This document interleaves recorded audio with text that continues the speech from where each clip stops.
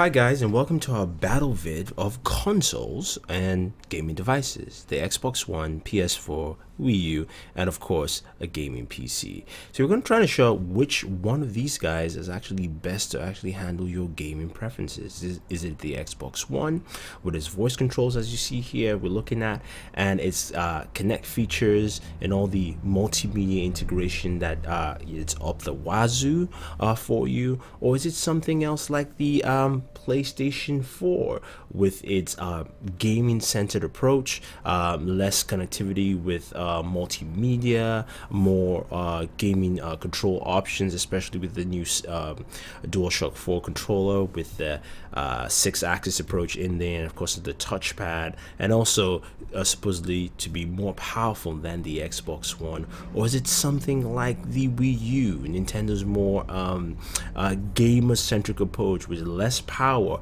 but also does have a new controller with a touchscreen, which brings you new control options and new control configurations? Will that be something that attracts people to that? Or finally, will it be a gaming PC? Now, we went with a lower priced option like the AMD APU build instead of an Intel one, because we knew that would blow the graphics off the water. But an AMD APU, where you can actually, which is the same type of APU you have in both the Xbox One and the PS4, but with a Radeon 7790 graphics card, which of course we know, depending on how your configuration is, can boost and blow out both competition out of the water. But we don't want to find out what really piques our interest here and what really matches what we're looking for as gamers. So let's jump in and find out. We'll start off first with the Xbox One.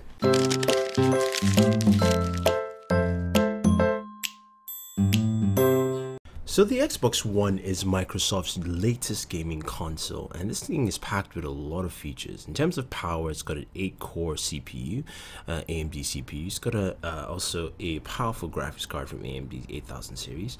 Now you've got 8 gigs of RAM, DDR3, and we'll come back to that later on. You've got USB 3.0, 3 ports on there on this device, and it also does TV and TV pass-through, so you can actually watch your TV with this device. So what are the main things the Xbox One does and brings to the table is this whole multimedia approach. Now, of all the consoles, it's got the best multimedia approach, especially with the integration of voice controls from Connect 2.0, which really helps you to jump in and out of your programming, your gaming, all that fun stuff that you really want to do. So whether it's to jump into a game like Call of Duty Ghost, or jump out of Call of Duty Ghost and go into your TV program, you can literally just say Xbox, go to TV, or Xbox, go to Call of Duty Ghost, or Xbox, go to settings, you know, wherever you want to. Now, that's where Microsoft really thinks the Xbox One shines, and that's what's important for you. Now, the price range is $499, so it's a $500 console. Yes, it's almost as expensive as the PS3 was at launch at $600. And this is something that some people have said, I really don't need that. I'm not sure about the voice controls. I really don't want to talk to my console, which, you know, it's possible for some. Now, in terms of gaming, Microsoft hasn't skimped out here either. Now, some of the consoles say they focus on gaming, but Microsoft really has said that, you know, the Xbox One still has games, and it's all about the games there too, even though you have applications in there. So you can check out some of the cool games, from Rise on the Xbox One to games like Forza 5, which look fantastically good also, and they really point out how great Microsoft has at least tried to balance out gaming as well as all the different multimedia approaches all together. So you still have a very good feel of what this console can do. You also have free downloadable games like Killer Instinct, which is a great game, a great fighting game for that. But really, the question is, you know, is this something that you would pick? Now, we'll decide this at the end of this video, but I just wanted to lay out what the Xbox One does and how it does it. And it's a console that really is controlled by you and centered by you. So you have the different pins that allow you to pin what you like, what you want, and what you want your home screen to represent. So it gives you that customizable approach, and they want it to feel personal. So this is more than just a gaming console, and more of something that connects with gamers as well as the rest of the family. So let's check out the next console, the PS4. Sony's latest console in the PlayStation line. of gaming consoles. Now the PS4 comes with the 8-core processor, AMD APU 8-core processor. It's got 8 gigs of RAM with a DDR5 RAM allocation, which is different from the Xbox One. It's got this new controller, which is a DualShock 4, but it's got the 6-axis, it's got that touchpad, and it's got a better feel and grip to it to basically give you better gameplay, and that's what Sony is really focusing on in this console. The console has a multimedia playback, but it lacks a few things like plain DLNA content as well as MP3, because Sony says it's all about the games. And you can see here, just looking at Killzone Shadowfall, that yes, the games do look very, very good. I think Sony is trying to focus the console on there, and it retails for $399, so it's $100 cheaper than the Xbox One because it doesn't come with a Kinect controller, Kinect sensor or camera sensor, if you will. You can buy that separately for $59.99. Sony's attempt here is to say that, look, if you want to game on your PS4, that's what you should do, is game, and you can share that on Twitch or Ustream. Also record and share that if you want to, but it's all about sharing that game content, less with the multimedia. Now they've also done things in changing the way the hub looks. There's no more the XMBA crossbar. It's more of a simplified look here, where you can easily go through your menus in 2 layers, and gives you a very simple approach to how to handle the console. Now in terms of games, they have fewer games than the Xbox One actually that are more appealing in my view, and I think even though Sony has stressed the game point, I think Microsoft actually showed that better with the Xbox One, with just more titles available for that.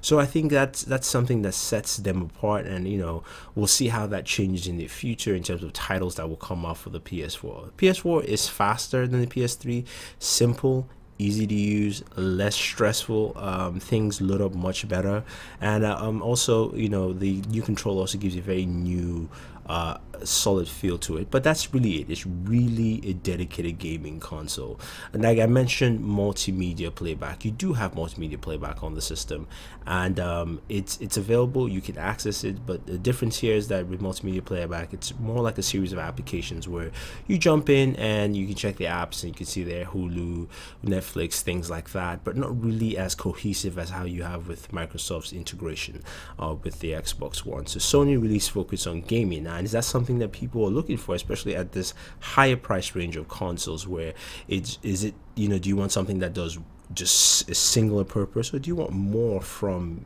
your gaming console? Is that something that Sony can deliver?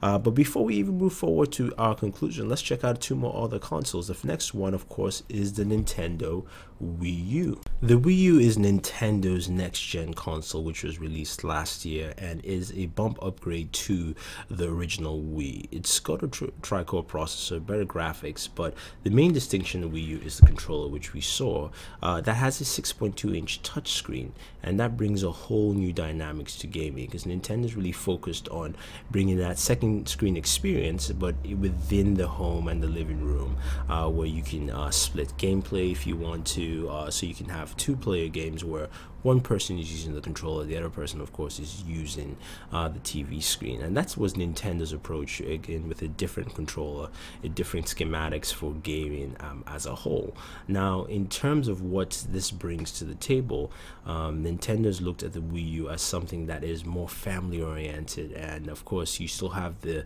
Mii's and the whole Mii integration here. Now a lot of people have discounted the Wii U. The price range is for the Wii U is $299, and but the Wii U brings a lot of games to the table. You do have things like, of course, like Assassin's Creed 3, the new Assassin's Creed also there, Batman, Zombie U. Of course, there are new Mario titles available, like Mario 3D World, which actually brings back the essence of what Nintendo's trying to do with this console here.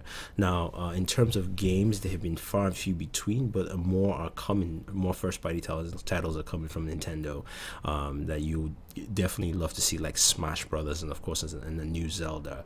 But how does this console actually differ? You can see switching between screens, where I can switch between my gamepad as well as my TV screen, what I can actually access, brings a whole new dimension. Of course, I can move this to a different room and of course have somebody else watch TV off the main screen, and that's what Nintendo wants to do, to make this a family console that is appealable to everyone within the family space. Now you do have, of course, multimedia playback in terms of applications like Hulu Plus, and Netflix and things like that. It's a little bit separated also, kind of like what Sony has, but you still have that two screen functionality where you can actually use the second screen, which for the Wii gamepad, as a functional screen for your Hulu Plus, so you can watch your video somewhere else while somebody uses that screen. So Nintendo's trying to add that whole multimedia playback in its own different way, making it a very universal approach. Now, in terms of graphical prowess, the Wii U, yes, is the least graphically powerful console, but of course gaming is all about games, so it depends on how you look at it in that aspect. Are you also a fan of Nintendo games, which we know that is where most of the games will come from this console? They will come from Nintendo rather from someone else, like a third party like EA or Activision. So that is something that, you know, if you're looking at the Wii U, you have to take note to it. But it still has some compelling titles from Nintendo coming out. You do have that second screen option where even though you don't have a tablet, Nintendo's created one for you, and that could be an advantage or disadvantage depending on how you look at it. But before we round this up, we have one more console of sorts to look at, which is of course a gaming rig, and we decided to pick an AMD gaming rig, so let's check that out next. And finally, the last console we're looking at is an AMD APU gaming rig. We decided to go with this instead of an Intel rig because this closely matches gaming consoles like the Xbox One and the PS4. Now, our build here has an AMD 810 5800K APU. We decided to go with a Radeon 7790 graphics card here, even though that's a gen behind what technically is in the Xbox One and PS4.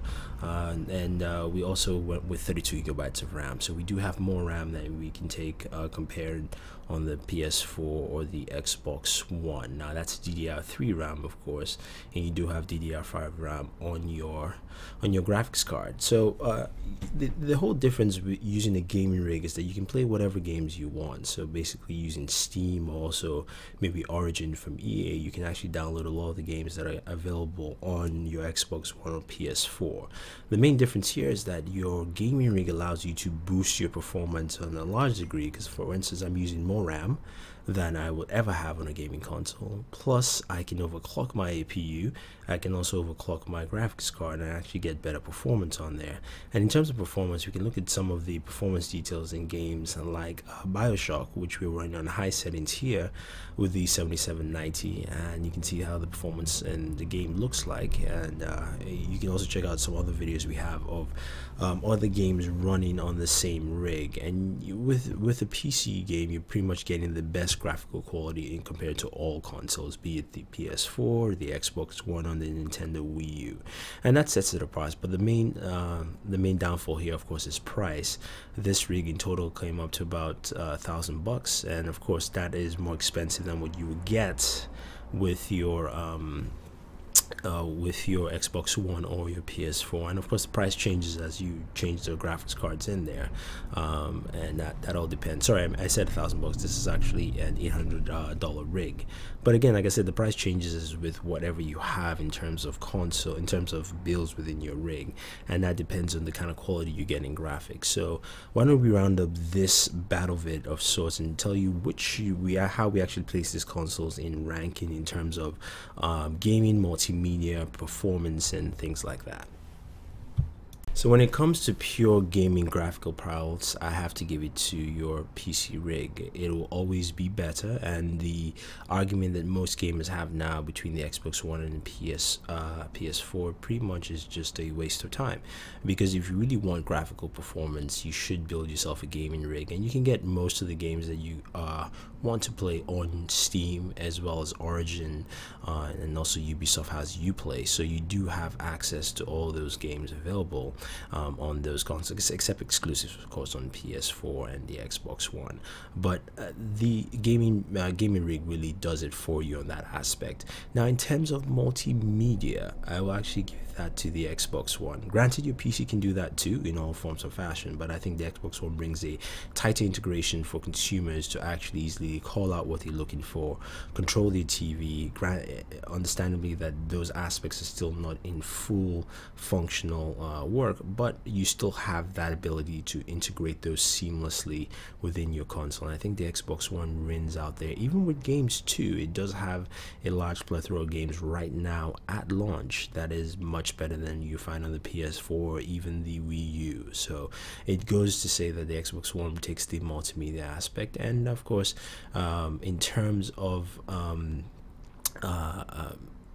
social gaming titles, more family friendly titles, Nintendo takes the cake there with that one. Now the PS4, yes, it is a gaming console and it is a solid console. Really, I would say it's tied with Nintendo in that third place, because they do have a powerful console, but they don't have the games that actually showcase it as much as we would like here. So for us here, number one is our gaming rig. PC gaming rig, either Intel, AMD, doesn't matter. As long as you can build one, it will run any game you want. Number two is the Xbox One, and tied for third, yes, sorry guys, the PS4 and the Wii U. So that's it, guys. Hopefully this helps you make a decision. If you're looking for a gaming console in your living room, I think the Xbox One takes the case. If you're looking as a strict gamer, then building a PC rig will be better for you. So hopefully this helps you in making a decision. And if you have any questions or any comments about our battle vid here and you don't agree with it, let us know. What do you think is your number one console? Is it PS4 instead? Is it an Wii U? Or is it, like we said, the gaming rig? If not, put your comments down, give us your thoughts. Don't forget to subscribe to all our channels, especially our new channel, Bored Gamers, where we put up our gaming videos and also gaming centric videos, unboxings and reviews, as well as giveaways. We'll be having a bunch of those there, so check that out and subscribe to Bored Gamers. And also don't forget to subscribe to Bored at Work. Like this video, share this video, favorite this video, make this your all-time best video, tell your friends about it, and always enjoy your entertainment, guys, and thank you very much.